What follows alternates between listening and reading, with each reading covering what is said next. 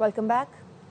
Bulletin का आगाज करेंगे। सबसे पहले बात करेंगे इस्तांबुल में पाकिस्तान और अफगान तालिबान हुकूमत के दरमियान मुज़ाकरात का तीसरा दौर जारी है। सालिस भी मौजूद हैं। ज़राए का कहना है अफगान तालिबान तहरीरी वादे करने से गुरेज कर रहे हैं। अब तक के तालिबान रवैये से सूरत-ए-हाल मजीद पेचीदा होती जा रही है। इस पर बात करेंगे deputy bureau chief Islamabad Azhar Farooq हमारे साथ हैं। अजहर बताएगा इस बारे में। खालिद तकरीबन 1.5 घंटा हो गया है इस तीसरे दौर को जो इस वक्त इस्तांबुल में जारी है।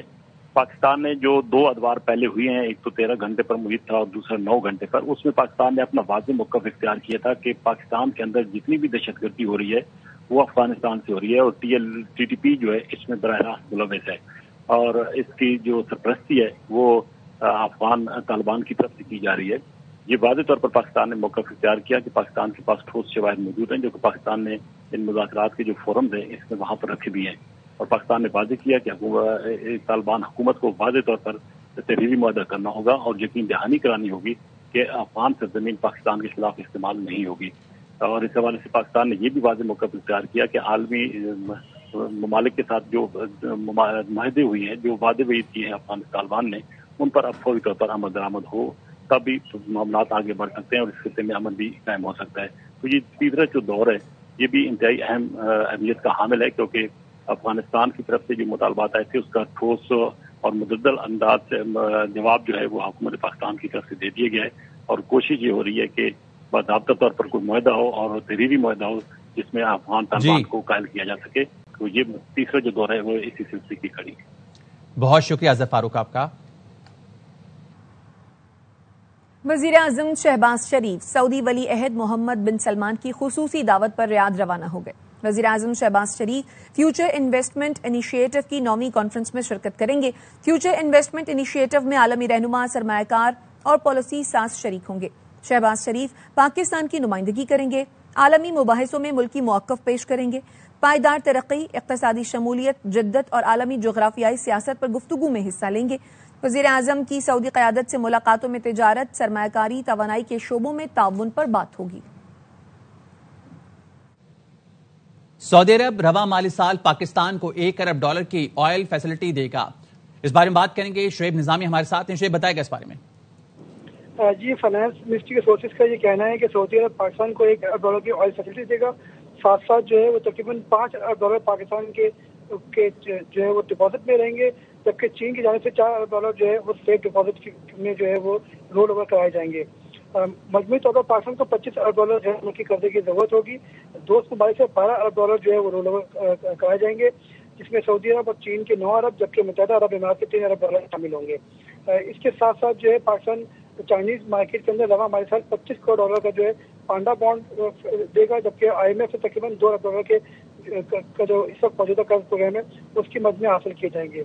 एशियाई तरक्याती बैंक से $1.9 अरब, आलमी बैंक से $1.6 अरब, जबकि इस्लामिक तरक्याती बैंक से $86 करोड़ हासिल करने का तखमीना भी है। जी, बहुत शुक्रिया शुएब तफसीलन आगाह करने के लिए। सदर ट्रंप ने कुआलालंपुर अमन मुआहिदा और गजा अमन मंसूबे में कलीदी किरदार अदा किया, खराजे तहसीन के मुस्तहिक हैं। वज़ीर आज़म शहबाज शरीफ ने एक्स पर लिखा, ट्रंप की अमन कोशिशों ने मशरक़ वुस्ता और जनूबी एशिया में इस्तेहकाम पैदा किया, उनकी काविशों ने लाखों जिंदगियां बचा ली। मेरे भाई वज़ीर आज़म अनवर इब्राहिम ने अमनो हम आहंगी के लिए अनथक कोशिशें की, खित्ते को अमन की राह पर गामजन किया। कंबोडिया और थाईलैंड की क़यादत और आवाम को अमन मुआहदे पर मुबारकबाद देता हूँ। कंबोडिया और थाईलैंड के अवाम ने अमन की नई तारीख रकम की है। दुनिया को अमन और हम आहंगी की राह पर चलना होगा। अमेरिका ने पाकिस्तान से ताल्लुकात में हालिया बेहतरी हौसला अफजा करार दे दी। अमेरिकी वज़ीर ख़ारजा मार्को रूबियो ने न्यूज़ ब्रीफिंग में कहा, अमेरिका के पास पाकिस्तान के साथ अपने स्ट्रैटेजिक ताल्लुकात को वुसअत देने का एक मौका है। दोनों मुल्कों में ताल्लुकात की मजबूती नई दिल्ली के साथ वाशिंगटन के ताल्लुकात या दोस्ती की कीमत पर नहीं। भारत को समझना होगा कि हमें बहुत से मुख्तलिफ ममालिक के साथ ताल्लुकात रखने होते हैं। हमें पाकिस्तान से स्ट्रैटेजिक ताल्लुकात को वुसअत देने का एक मौका दिखाई देता है और हमने इससे फायदा उठाया। भारतीय काफी समझदार हैं, उनके भी कुछ ऐसे ममालिक के साथ ताल्लुकात हैं जिनसे हमारे ताल्लुकात नहीं हैं, लिहाजा ये एक मैच्योर अमली खारजा पॉलिसी का हिस्सा है। मार्को रूबियो का कहना था, जब भी आप किसी के साथ काम करते हैं तो वो आप एक दूसरे को जानने लगते हैं। पाकिस्तान का भारत से मिलने वाली अपनी फजाई हुदूद 2 रोज के लिए बंद करने का फैसला। 28 और 29 अक्टूबर को फजाई हुदूद सुबह 6 से 9 बजे तक बंद रहेगी। لاہور اور کراچی فلائٹ انفارمیشن ریجن کی بھارت سے ملنے والے مختلف فضائی روٹس کی حدود بند رہے گی. کمرشل پروازوں کو احتیاط کی ہدایات کر دی گئی.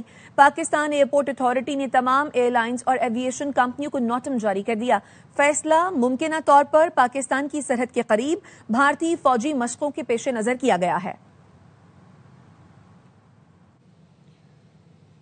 Chairman joint chief of staff committee general Sahir Shamshad Mirza کا دورہ بنگلہ دیشی چیف ایڈوائزر محمد یونس، امیر البحر، سربراہ فضائی اور دیگر حکام سے ملاقاتیں کی. آئی ایس پی آر کا کہنا ہے ملاقاتوں میں عالمی علاقائی صورتحال پر غور کیا گیا. سیکیورٹی امور پر دفاعی اور سیکیورٹی تعاون کو وسعت دینے پر زور دیا گیا.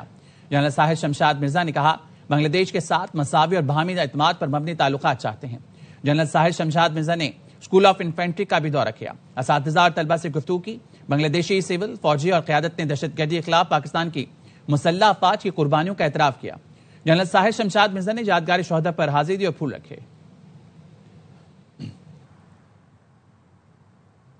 مقبوضہ کشمیر پر بھارتی قبضے کے خلاف اسلام آباد، پشاور، کراچی میں احتجاج کیا گیا.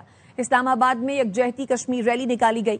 آزاد کشمیر کے شہروں میں بھی مظاہرے ہوئے. ملک کے دیگر شہروں میں بھی مظلوم کشمیریوں سے یکجہتی کا اظہار کیا جا رہا ہے. ریلی میں وفاقی وزیر امور کشمیر امیر مقام، ارکان پارلیمان، دفتر خارجہ کے حکام سمیت شہریوں کی بڑی تعداد نے شرکت کی.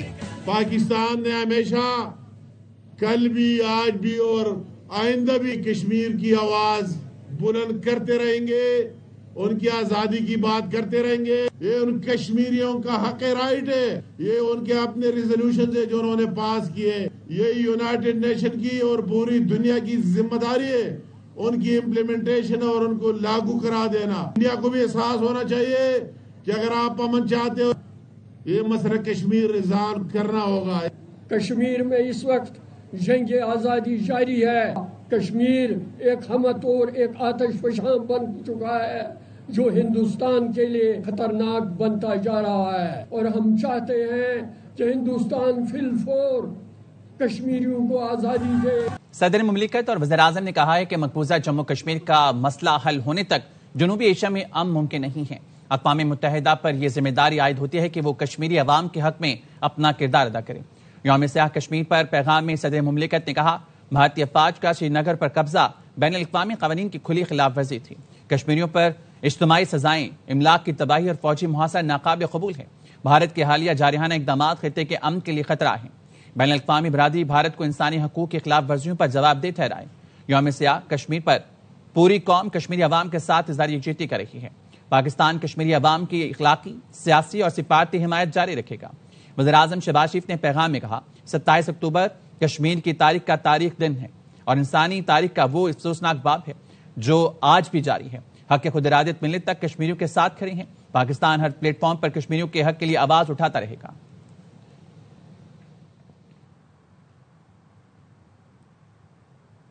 سینیٹر شری رحمان سیمینار سے مخاطب ہیں. ساری تبدیلی لانا، ایتھنک تبدیلی لانا، مسلمانوں کو وہاں کم کرنا نمبرز میں، وہاں کے قوانین مسمار کر کے، وہاں کے جو وعدے کیے گئے تھے کشمیری عوام کو ان کو بھلا کے، فراموش کر کے یہ آگے بڑھ رہے ہیں کہ اس کو ہم فائنل قبضہ کر لیں. So in World War II this kind of thing was called the final solution when the Nazis did it. When they wiped out entire peoples and terrorized them from speaking. The Kashmiri people are very brave that under this kind of reign of terror they are able to speak out. But less and less so because India is being allowed to bury the story, to contain the story. Who is allowed to go there? When MPs asked to go there internationally, they're not allowed to go there. We escort them through all of Azad Kashmir. When international journalists asked to go there, they're not given visas or permissions. Why? Because the story has to be contained. And if any brave voices, journalist voices are raised, unka kya hashar hota hai? What happens to them?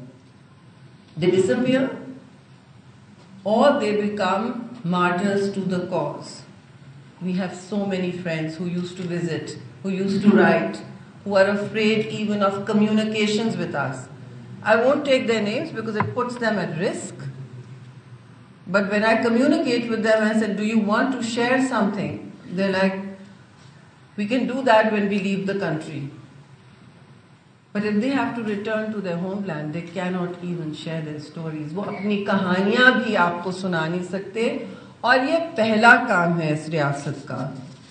اگر آپ نے friendship دکھانی ہے کشمیر کو تو use the time, the convenient power and your resources for diplomacy. That is what will turn the page of darkness for Kashmiris, because they are looking for a change. That change will come, I believe it is. Absolutely true. Because you cannot, the forces of history never recognize an entire people being suppressed by force, by violence, and what we should openly now call state terrorism, because that is what it is. So when we do that, the international community must listen. There are still great torchbearers, prizes given internationally for people who uphold human rights, the causes of human rights. But what is the most fundamental cause of a people? That is the right to elect their own leaders, to determine what they want to do with their lives, with their territories, and not have that stolen from them. تو یہ بنیادی حق خود ارادیت جو ہے سب سے بنیادی انسانی حقوق کا حصہ ہے. So that's got to be repeated over and over again. Do not talk to me about rights until you have said something about this right too. اب تو بھارت پانی کو بھی ایک ہتھیار بنا چکا ہے, پاکستان کے ساتھ بھی, اور وہاں جو مظالم ہوتے ہیں وہ تو انگنت ہیں. اس کی تو آج کی کہانی میرے پاس نہیں ہوگی, کیونکہ کون آپ کو یہ کہانی سنائے گا, کون کہہ پائے گا, اور وہاں کون جی پائے گا. تو یہ خبر آپ کو دیں, پیپلز پارٹی نے آزاد کشمیر میں حکومت سازی کے لیے کوششیں تیز کر دی ہیں. فارورڈ بلاک, نون لیگ اور پی ٹی آئی کے مزید اراکین سے رابطے ہو گئے ہیں. جہانگیر خان سے مزید جانیں گے. جہانگیر بتائے گا اس بارے میں. بالکل, پیپلز پارٹی نے آزاد کشمیر میں حکومت سازی کے لیے کوششوں میں تیزی لاتے ہوئے مزید اراکین سے رابطے شروع کر دیے ہیں. پی ٹی آئی کے 3, فارورڈ بلاک کے 2, جبکہ نون لیگ کے 2 اراکین سے رابطے اس وقت ہو رہے ہیں. ذرائع کا دعویٰ ہے کہ آج مزید 2 یا 3 اراکین کی شمولیت اور حمایت کے اعلان کا امکان ہے. ذرائع کا یہ بھی دعویٰ ہے کہ پیپلز پارٹی کو آزاد کشمیر قانون ساز اسمبلی کے ایوان کے 32 اراکین کی حمایت حاصل ہو چکی ہے, اور پیپلز پارٹی کی جو قیادت ہے انہوں نے آزاد کشمیر میں نئی شمولیتوں سے متعلق آزاد کشمیر تنظیم کی تعریف بھی کی ہے کہ انہوں نے ٹاسک پورا کیا ہے. بیسٹ سلطان چودھری گروپ کے 6 ایم ایل اے جو گزشتہ روز شامل ہوئے تھے, ان سے رابطوں کی ذمہ داری پی پی رہنما چودھری ریاض کو دی گئی تھی, جبکہ M L A Chaudhry Qasim Majeed اور فیصل راٹھور کو ماجد خان گروپ سمیت ملک ظفر اقبال سے رابطوں کا ٹاسک دیا گیا تھا, جو انہوں نے پورا کر لیا ہے. گزشتہ روز پیپلز پارٹی کو آزاد کشمیر اسمبلی کے 10 اراکین کی حمایت حاصل ہوئی تھی, جس میں سے 6 نے شمولیت اختیار کی تھی, جبکہ 4 نے حمایت کا اعلان کیا تھا. بہت شکریہ جہانگیر آپ کا. بلاول بھٹو زرداری کے مولانا فضل الرحمان کی رہائش کا آمد. بلاول بھٹو زرداری کے مولانا فضل الرحمان سے ملاقات. زاہد مشوانی ہمارے ساتھ ہیں, ان سے مزید جانیں گے. زاہد بتائے گا اس بارے میں. بلاول بھٹو زرداری کچھ قبل مولانا فضل الرحمان کی رہائش گاہ پر یہاں پہنچے ہیں, اور یہ ملاقات باقاعدہ طور پہ اب شروع ہو چکی ہے. مولانا فضل الرحمان اپنی رہائش گاہ پر پہلے سے ہی موجود تھے, اور انہوں نے مولانا بلاول بھٹو زرداری کو خوش آمدید کہا. میئر بخاری اور کچھ دیگر رہنما جو ہے وہ گاڑیوں میں جو ہے وہ یہاں پہ پیپلز پارٹی کے رہنماؤں کے ساتھ یہاں پہ موجود ہیں, اور ذرائع کے مطابق اہم قانون سازی کے حوالے سے, ملکی سیاسی صورتحال کے حوالے سے, حکومت کے درمیان جو معاملات ہیں خاص کر پیپلز پارٹی اور پاکستان مسلم لیگ نواز کے درمیان جو معاملات ہیں اس حوالے سے 27ویں ترمیم کے تذکرے بھی یہاں پہ ہو رہے ہیں کہ 27ویں ترمیم کے حوالے سے بھی مشاورت کی جائے گی. این ایف سی ایوارڈ اور دیگر جو معاملات اس وقت مسائل اور ایشو بنے ہوئے ہیں حکومت کے اندر, یہ تمام معاملات ہیں جن پر مولانا فضل الرحمان کو بلاول بھٹو زرداری اعتماد دینے کی کوشش کریں گے. تاہم یہ ملاقات کس وقت ختم ہوتی ہے اور اس کے بعد. ٹھیک ہے زاہد, بہت شکریہ تفصیل آگاہ کرنے کے لیے. وفاقی وزیر امیر مقام پشاور میں تقریب سے خطاب کر رہے ہیں. ان کی اخلاص, ان کی خلوص, اور پھر کے پی کے پختونخوا کے انہوں نے جس طرح پاکستانیت کا مظاہرہ کیا اور جس طرح پاکستان کا ساتھ دیا, وہ یہ ریفرینڈم سے شروع کر کے اور ابھی اسی زمانے میں بھی کہ اگر ضرورت پڑی تو میں کشمیر افیئر کا منسٹر اس کو دیکھ رہا ہوں، جب میں کشمیر جاتا ہوں تو سارے لوگ وہی زندہ باد اور وہی ماضی کی باتیں کرتے کہ وہی صوبے سے پختون آ کر، وہی فاٹا اور کے پی سے پختون آ کر اور یا ہمارے بارڈروں پر لڑے اور ہمیں آزادی دلوائی. تو میں اس کو یاد دلانا چاہتا ہوں کہ پختون کی بہت بڑی لمبی ہسٹری اور تاریخ ہے، اس کو نئی تاریخ دینے کی آپ کو درج کرنے کی ضرورت نہیں، مگر ہماری آپ سے یہ کہ آپ نے مسلسل جس طرح 12-13 سالوں سے اس تاریخ کو بگاڑنے کی کوشش کی. وزیر اعلیٰ سندھ مراد علی شاہ کہتے ہیں ہتھیار ڈالنے کا مطلب یہ نہیں کہ معافی مل گئی، کچے کے ڈاکوں کو قانون کا سامنا کرنا پڑے گا.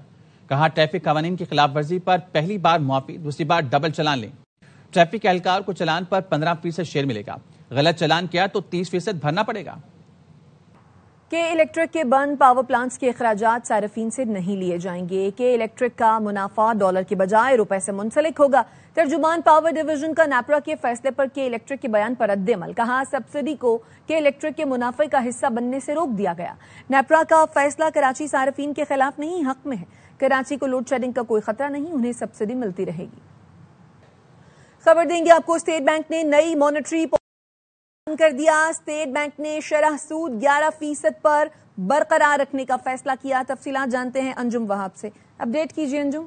اسٹیٹ بینک پاکستان نے یہ شرح سود کو 11% پر برقرار رکھنے کا فیصلہ کیا ہے. مانیٹری پالیسی کمیٹی کا آج یہ اجلاس ہوا تھا. چوتھے مسلسل اجلاس میں شرح سود کو برقرار رکھنے کا فیصلہ کیا گیا. پالیسی کمیٹی نے رواں سال 5 مئی میں اجلاس میں شرح سود 1% کم کے 11% کیا تھا. تاہم جب ابھی دوبارہ اسی پہ رکھنے کا فیصلہ کیا کہ اس کے لیے انہوں نے مختلف معاشی وجوہات بتائی ہیں، جس میں بنیادی وجوہات سیلاب کی وجہ سے مہنگائی کا جو انہوں نے مستقبل میں اعلان کیا تھا کہ مہنگائی کی شرح جو ہے اس میں اضافہ ہو سکتا ہے. اس کے علاوہ ذریعہ اجناس کی قیمتوں میں اضافہ دیکھا جا رہا ہے. ذریعہ اجناس کی قیمتوں میں اضافے کی وجہ سے مہنگائی کا اضافہ بھی دیکھا جا رہا ہے. اس وجہ سے اسٹیٹ بینک کی جو مانیٹری پالیسی کمیٹی ہے معاشی صورتحال اور معاشی اشاریہ دیکھتے ہوئے شرح سود کو آئندہ 1.5 ماہ کے لیے 11% پر برقرار رکھنے کا فیصلہ کیا. دیگر جو معاشی اشاریہ میں نظر آ رہے ہیں، ہمیں اس میں دیکھا جائے تو کی جانب سے ہمیں قرضہ بھی ملنے کے اشارے ملے ہیں. اسٹاک ایکسچینج بھی بہتر جا رہا ہے. لیکن اگر دوسری جگہ دیکھا جائے تو زرعی اجناس کی قیمتیں جس طرح اضافہ ہو رہا ہے